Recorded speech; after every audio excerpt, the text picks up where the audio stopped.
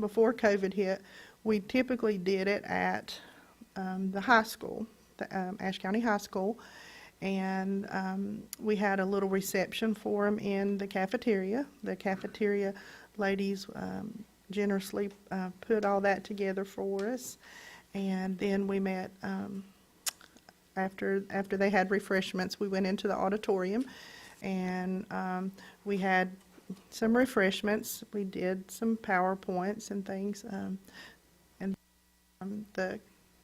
the county commissioners, of course, helped in recognizing and honoring each of the volunteers who were chosen, and then the winners at the end. And that's something that we do every year.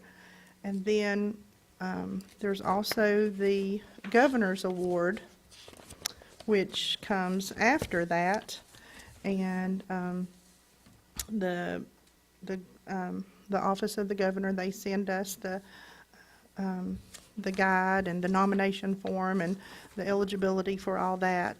And instead of sending out nominations and trying to get people to vote, nominate people again, we take the winners from each of the categories from the previous year, and we do the write-up, and we send those in to for the Governor's Award. And then they let us know who has been chosen, and we do, after we hear back from them, usually sometime in April, we plan a special little luncheon or breakfast. We've done different things for the winners of our Governor's Award. So it is, this coming year will be our 38th year of doing that, and it's been very successful in Ashe County, and something that I just would like to encourage you all to take on here in Alleghany County. And I would be happy to help you with doing that, putting that together. I'd be happy to help you in any way I could, but just something that I would like for you all to think about and consider. Volunteers are amazing, and they give of their time, they give of their talents, and they just do so much for the community, and they're priceless.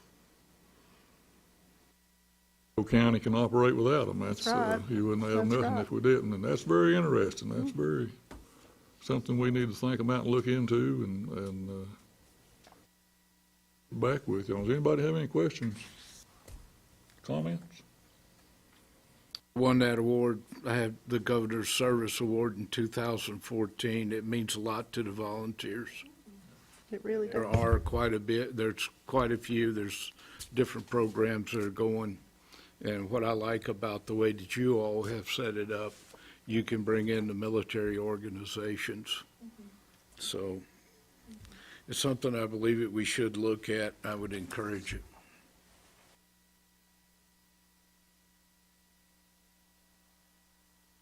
Like I said, I would be more than happy to help and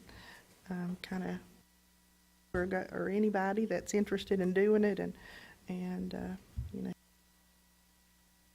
glad to share with you how we've done it. And it's special to our volunteers to be recognized by the county commissioners. It just means something to them.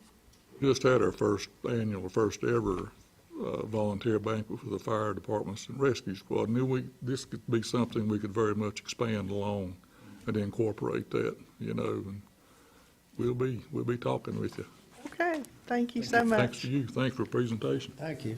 We may even plagiarize some of this material.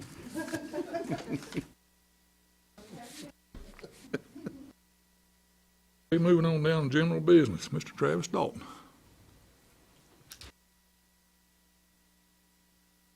Board, what I have in front of you today is a resolution, and it's just designating that Mary Rector, me, myself, and Tony of my office as review officers for signing off and reviewing plats before they can be recorded, and just keeping things, going back through and making sure that it was us three that's on there and no other staff. It's just something that has to be done before a plat can be recorded. Motion to approve. A motion here, a second. Second. Any discussion? All in favor? 5-0. Thank you all. Thank you. Thanks, Travis.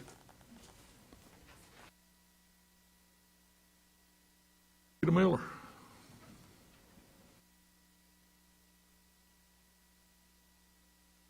Evening. This is just a little bit of housekeeping.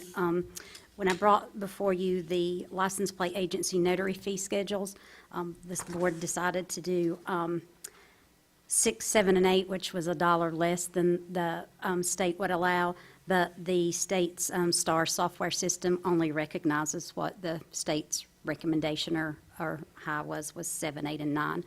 So in order for our end-of-day reports to match the cash we took, we need to do the $7, 8, and $9. Motion to approve. A motion here, a second. Second. Discussion? They give us options, but they don't. Exactly. All in favor? 5-0. Thank you. Thank you, Rita. Mr. Brian Edwards, Chamber of Commerce.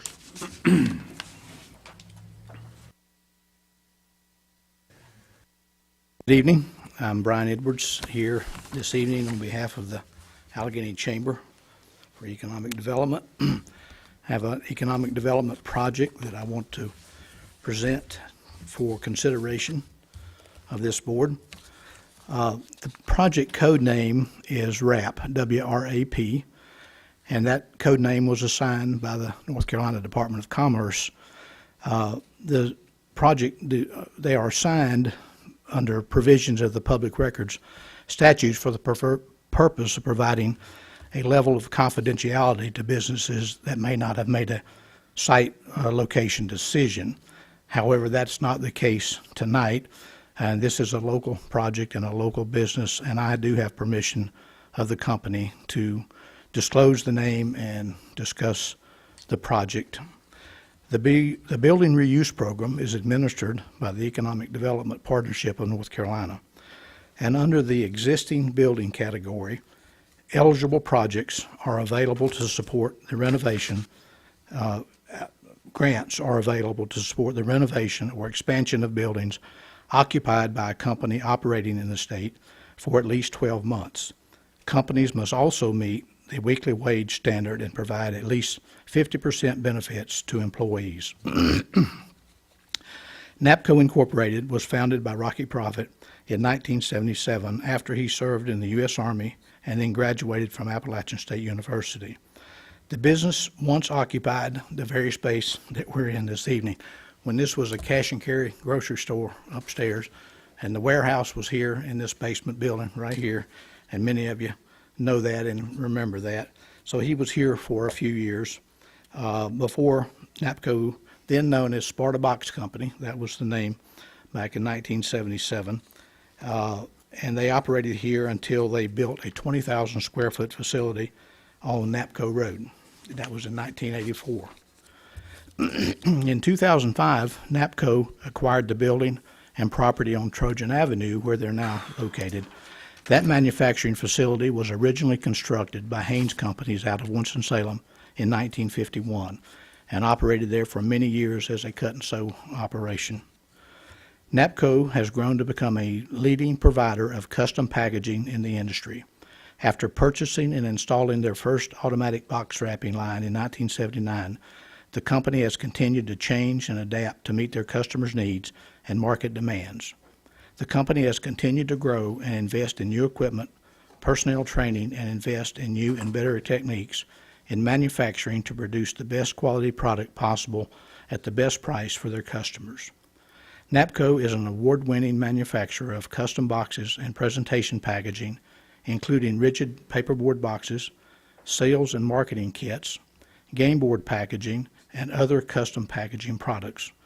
NAPCO will continue to add new manufacturing machinery and capabilities in the Sparta facility. Currently, NAPCO is constructing a 60,000 square foot addition to its existing manufacturing facility and plans to add at least 24 new jobs to their current workforce. To apply for the building reuse program, there are requirements that must be met. 1, job creation requirements. Applicants must show that the improvements will result in the creation of new full-time jobs in the private sector within 18 months of the grant award. Next, each position must be filled with 1 full-time employee.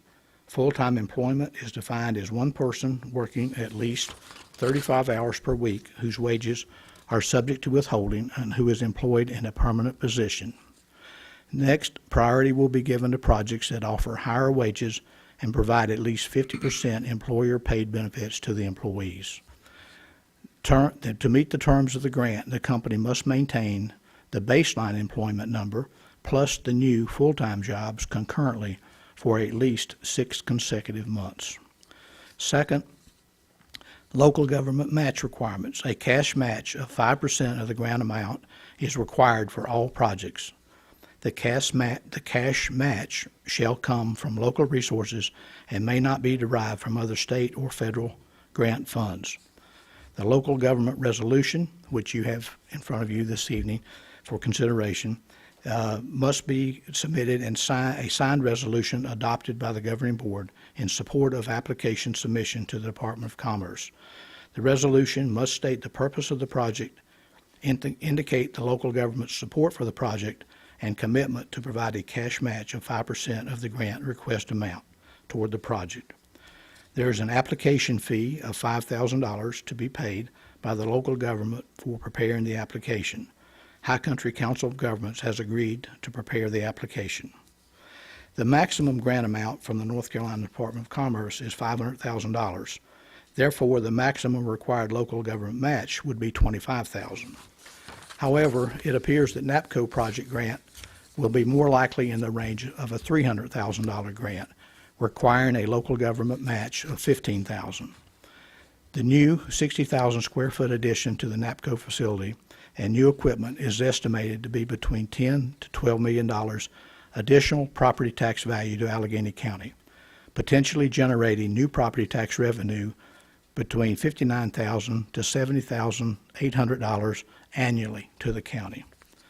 Tonight, I submit for your consideration the local government resolution and ask that you consider taking action at your mid-month meeting.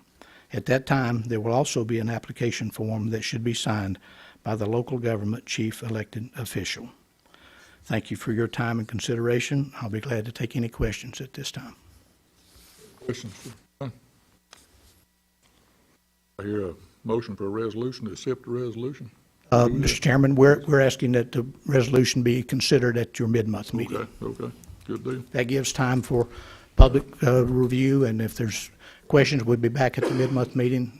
And some of you may have questions at that time that you don't have tonight. Be glad to answer those. Questions? Good. Thank you. Thank you. Thank you, very Brian. much.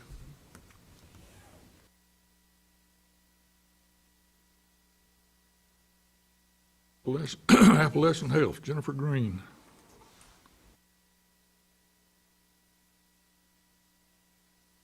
Evening.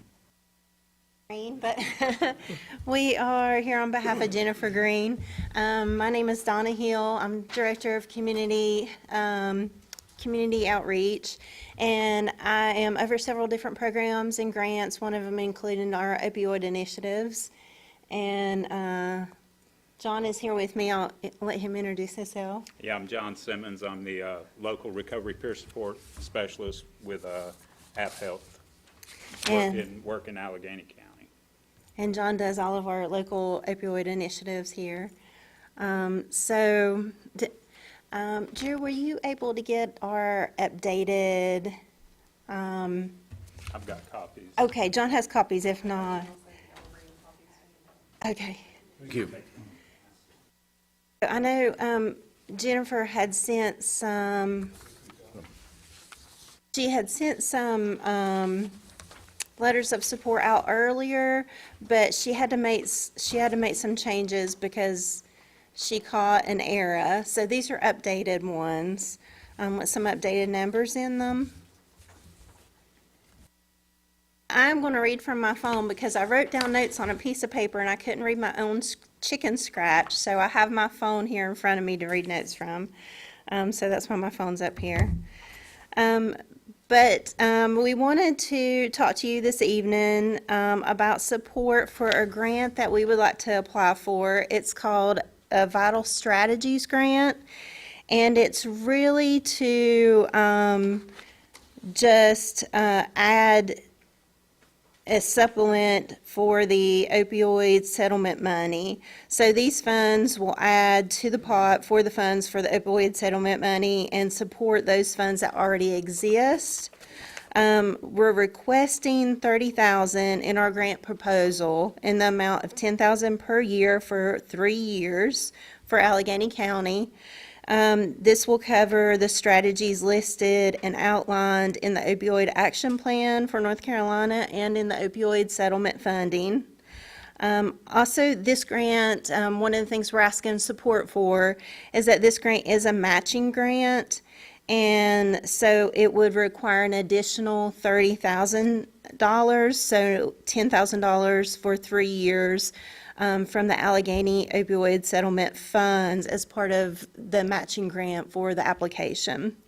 Additionally, the grant requires a 75% match for the duration of the settlement money, which would be $75,000 annually. Oh, I'm sorry, what did I say? $7,500 annually through the duration of the settlement funds. So really, we see this additional money just kind of as an addition to what we already have to help us use it better.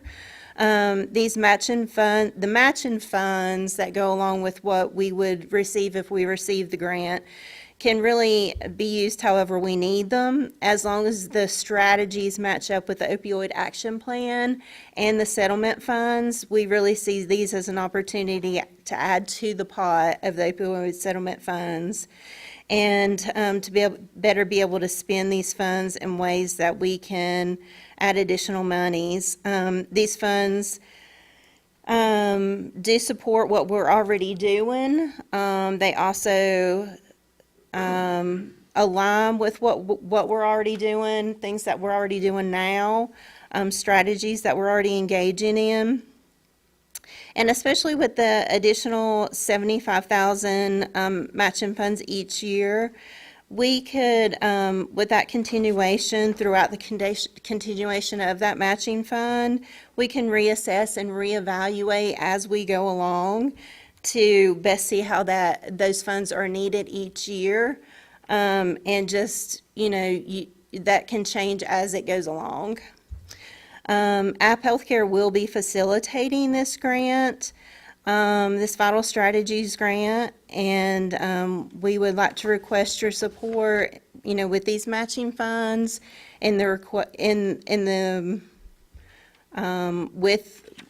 with the letter of support and the matching funds, the letters of support that we handed out that are in front of you. Additionally, as a reminder, if you don't already know, we are holding or facilitating a process tomorrow called RBA. RBA stands for Results-Based Accountability. It's a process that will walk us through partners and stakeholders. Anyone that's in the room that would like to come is welcome to attend. That's going to walk us through the best way to get to strategies that we can use to be able to spend these opioid settlement funds. So it's going to help us come up with strategies and the best ones, to rise to the top. And once we come up with these several best strategies, we can bring these all back to you all and kind of go through that with you all, come up with a planning process and how to best proceed with that. But we are having that process tomorrow. It's about a 3-hour process, and it's a process that's meant to work quickly.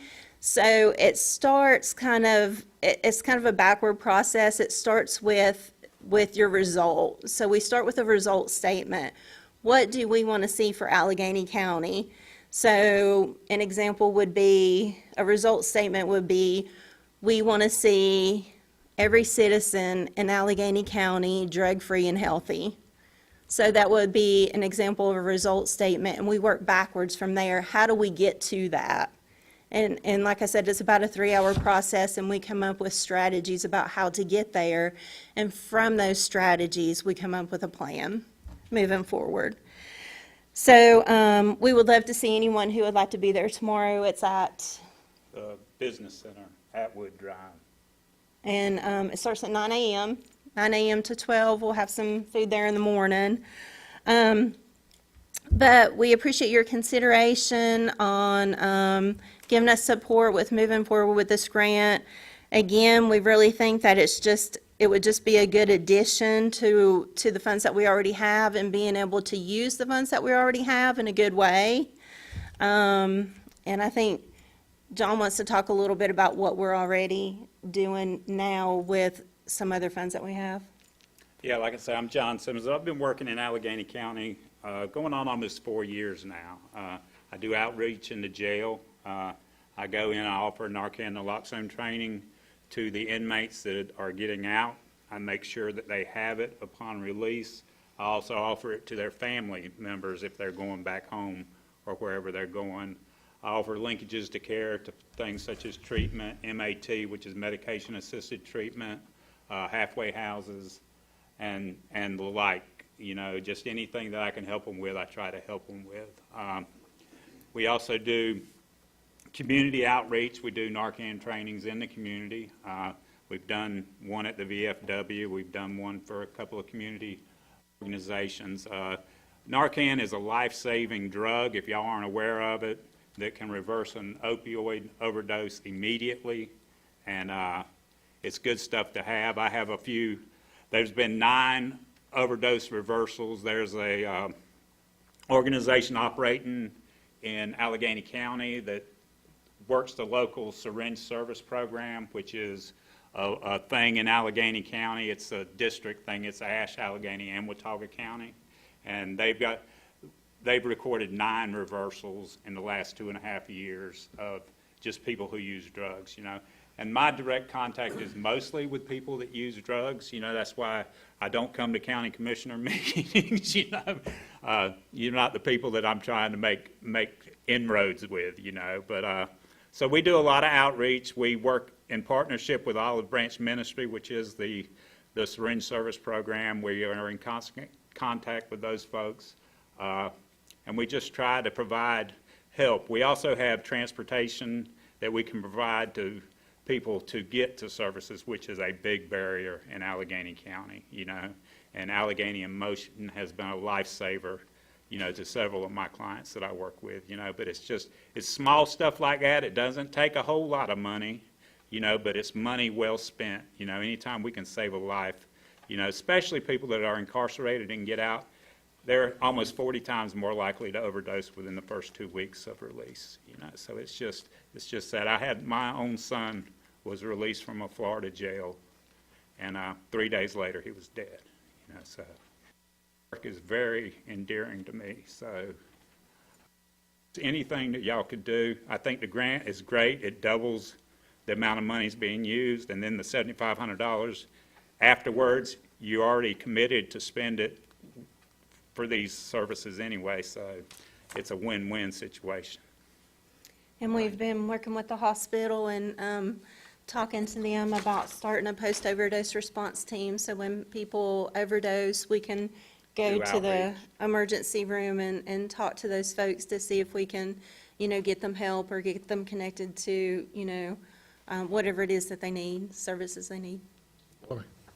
I'm just looking at our packet that we got a few days ago. You've got one letter dated October the 17th, and that has a $20,000 request. This one's dated November the 7th with a $10,000. That's the correct one. So we're working on the $10,000. Yes, sir, yes. Okay.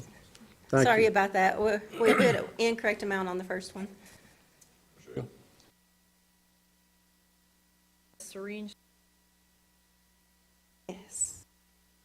Since 2016, syringe access has been legal in all 100 counties in North Carolina. Olive Branch works out of Hickory. They have volunteers throughout our 3-county district, and they provide clean syringes as well as naloxone, Narcan, referrals to Hep C, hepatitis C, HIV testing, and treatment.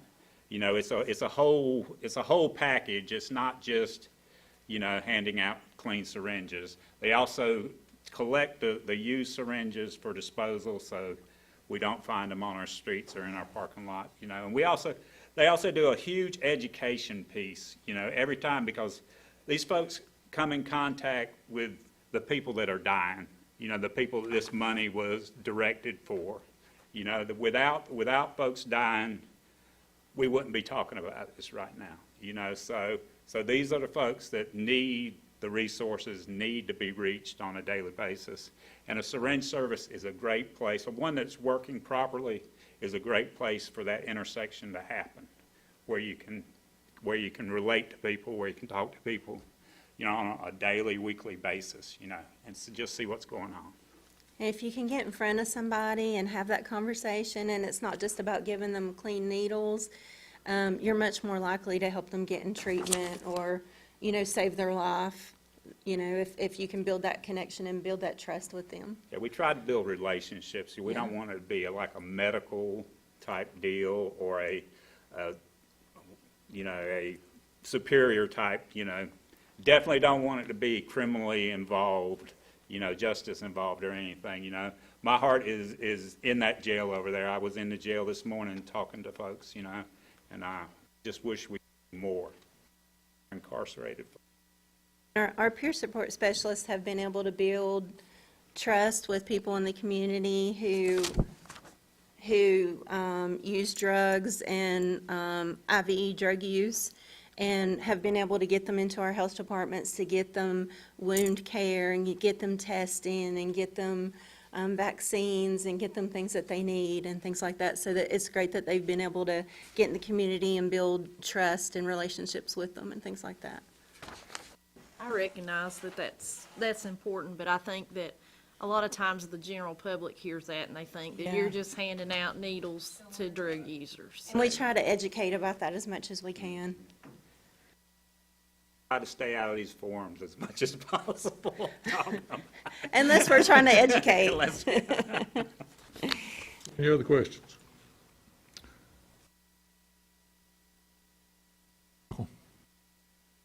Apologize, I'm catching up. So I don't mean anything that I'm saying in a negative tone.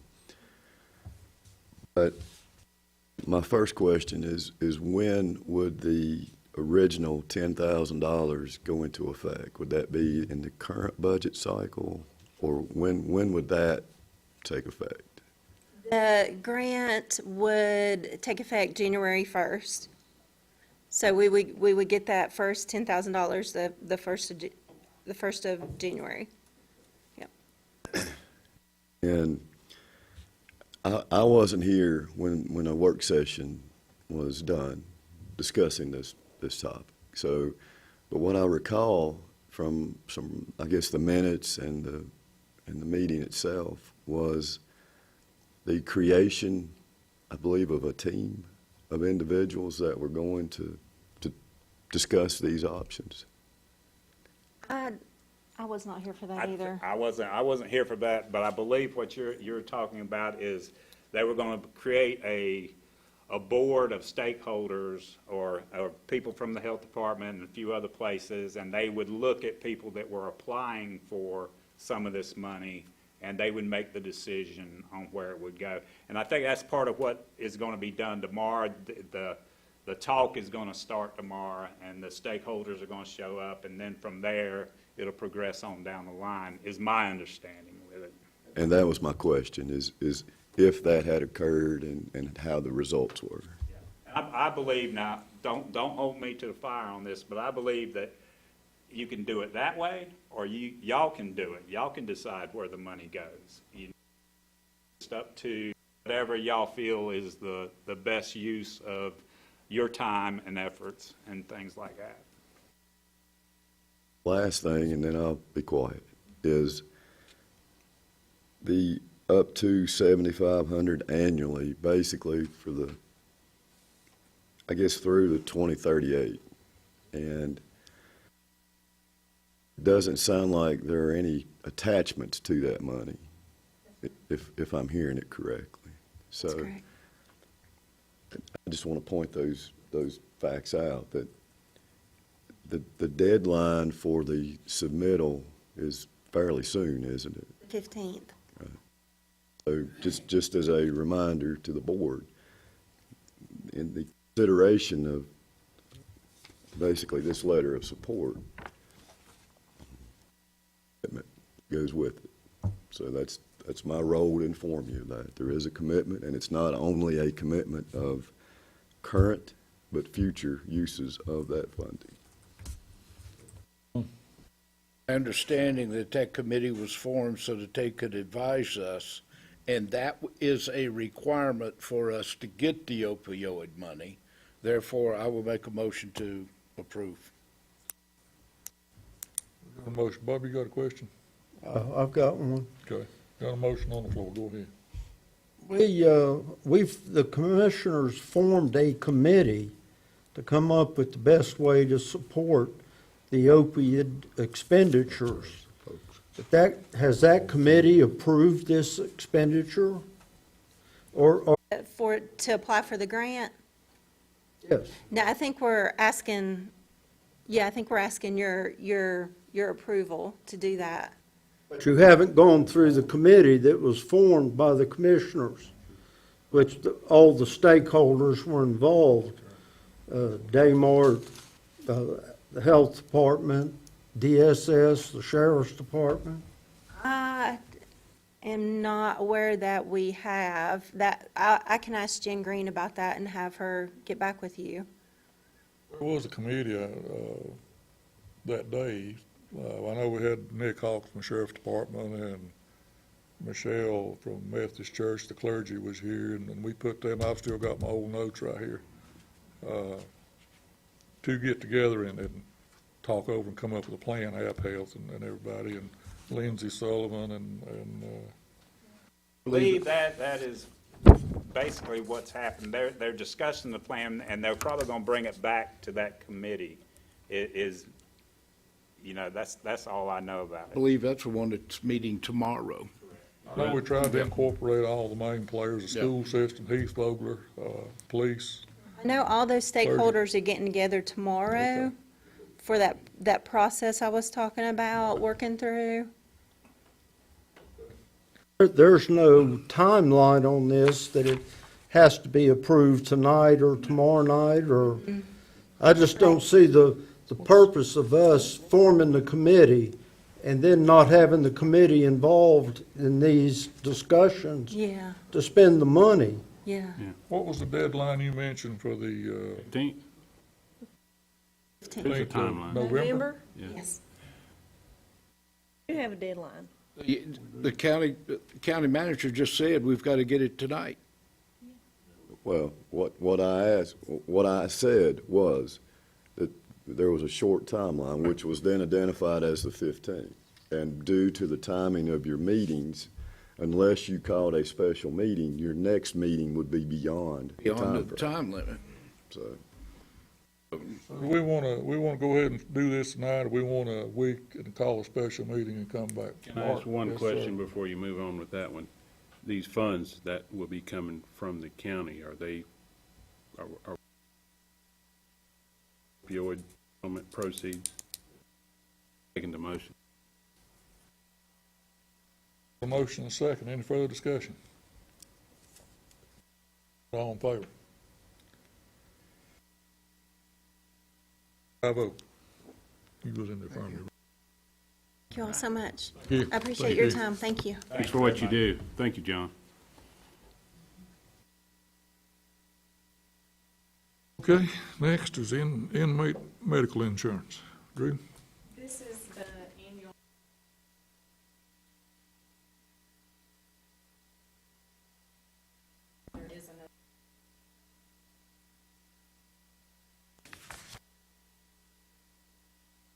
motion to approve.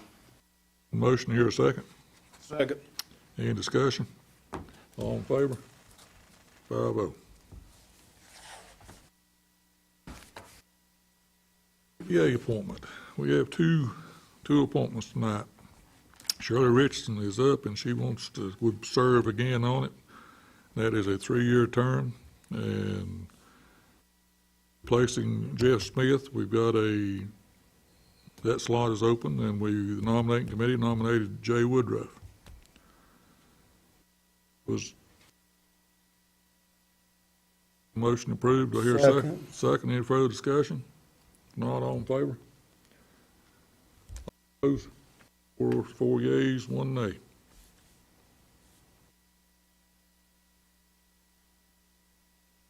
Any manager's comments? When it, fuel bid. Oh, gosh, Fuel let me back bids. up, yeah. Fuel bid right here. I'll do those individually, okay?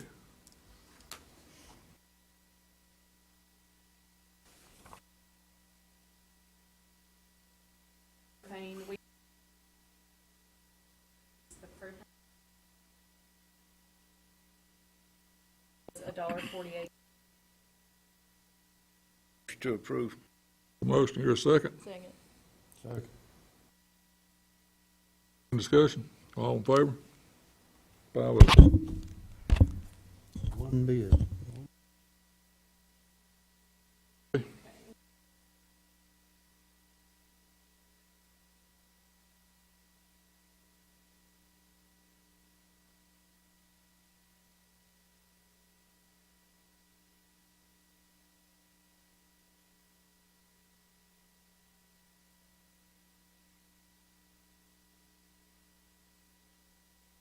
Move to approve. Got a motion to approve, here a second. Second. Discussion, What does this do to our budget, Mr. County Manager? Are some creative thinking, Commissioner Irwin. Obviously, these prices weren't anticipated, nor could they be. But I believe that we'll find a way to make it happen. Very well. motion, need a second. Second. Second, all in favor? 5-0. For care, also came from Hometown Oil, This one. 97. Total cost for the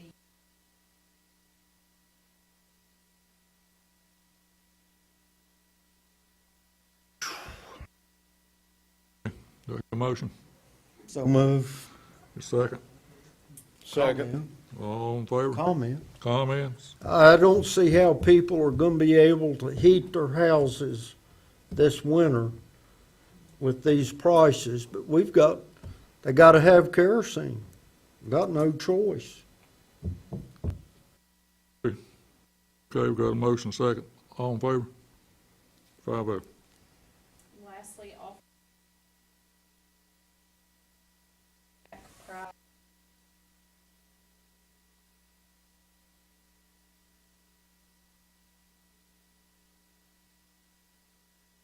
Need a motion?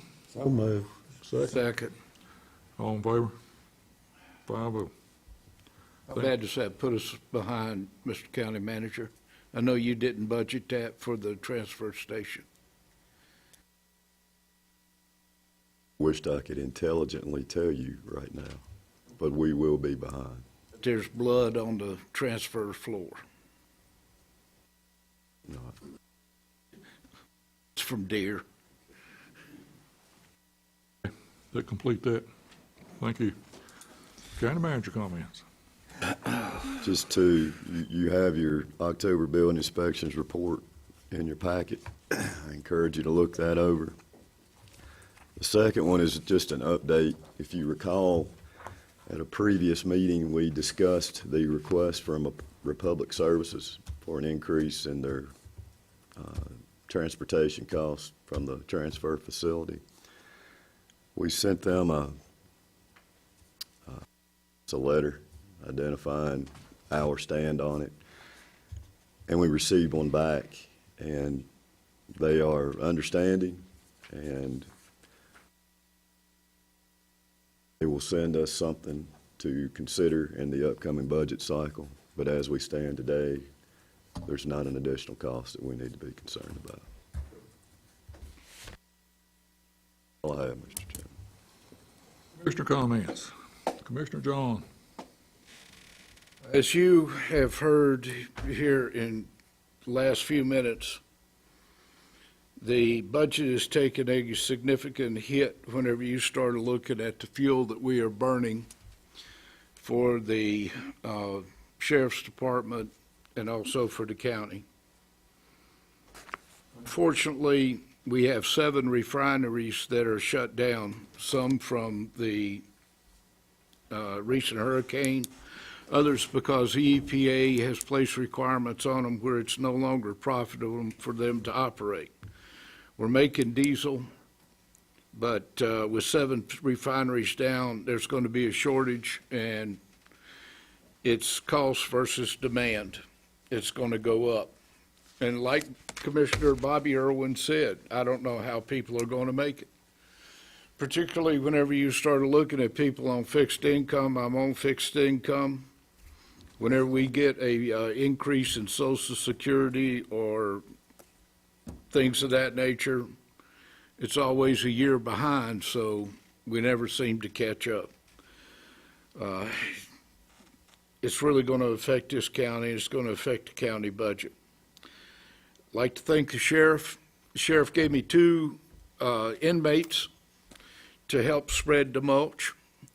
The county provided 5.5 dump trucks full of mulch, and we have mulched the courtroom, the courthouse, and a lot of territory. So the inmates appreciated it, and I certainly appreciated it, and my back appreciated it. My wife appreciated it so that I didn't have to grunt as much as I usually would have if I'd have been spreading it. And I couldn't have gotten it spread in the amount of time that we did. Tomorrow is the in-person voting in the districts throughout the county. I encourage you to vote. Please take into consideration that this is our future. I've heard it all my life. This is the most important election that you'll ever have. And this one, I really do believe it, but it's not going to be in Alleghany County where the impact is made. If you do not vote, don't complain about what you get, because you got exactly what you deserve if you didn't vote. Thank you very much, Mr. Chairman. Thank you. I really don't have a lot. I would encourage everybody, though, if you hadn't expressed your vote, you need to go do so, because that's one of the first questions I always ask folks when they come up to me and want to have questions or share comments or thoughts about someone in this position. Is my first question is, have you voted? And if they say no, I'll still talk to them. But that's important, and that's a right that we all have. And the good thing about this cycle is my name's not on there to vote for, so. Thank you. I want to give a shout out to the Chamber of Commerce as well as the local groups and businesses that came out and did the trunk or treat for the children of the county. It was a very successful event. I think it estimated to be 1,000 people there at the event. Bill Bobby and I handed out candy, and they just didn't quit coming for 2 solid hours. I think Heather. So we ran out of candy, I think, 5 different times. But thanks to the chamber and the people who donated candy, we kept getting some fill-ups. So a great event for the children of this county. And I also like to say go out and vote.